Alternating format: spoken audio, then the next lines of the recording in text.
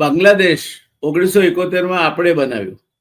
જો બાંગ્લાદેશનો કોઈ સર્જનહાર કે જનક હોય તો ભારત છે. એ બાંગ્લાદેશ છેક સુધી ભારત સાથે હતું. આ વખતે જ્યારે ભારતીય વડાપ્રધાનનો ત્રીજી વખત વડાપ્રધાન તરીકેનો સોગંદવિધિ થયો ત્યારે બાંગ્લાદેશના વડાપ્રધાન એ સોગંદવિધિમાં પણ હાજરી આપી. અને એ પછી ત્યાં જે થયું તે આપણી સામે છે. ત્યાં પછી બળવો થયો અને અમેરિકાએ આ એમના પ્રતિનિધિ તરીકે નોબેલ લોરિયટ જે બાંગ્લાદેશના વતની છે પણ રહેતા હતા અમેરિકામાં, એમને ત્યાં મૂકી અને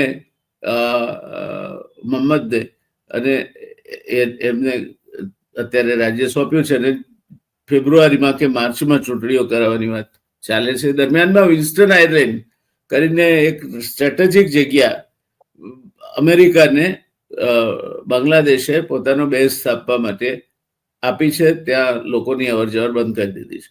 એ જ રીતે ચિકન સ્નેકના એક ખૂણા પર ચાઇનાનો મોટો બેઝ સ્થાપવા માટે બાંગ્લાદેશે જગ્યા આપી છે.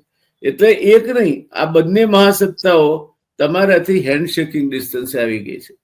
તેવે સમયે નેપાળની આ પરિસ્થિતિ ઊભી થવાનું એક કારણ એ પણ છે કે નેપાળની એકમાત્ર આવક, ત્યાં અત્યારે અનએમ્પ્લોયમેન્ટ પુષ્કળ છે, બેરોજગારી પુષ્કળ છે, ગરીબી છે,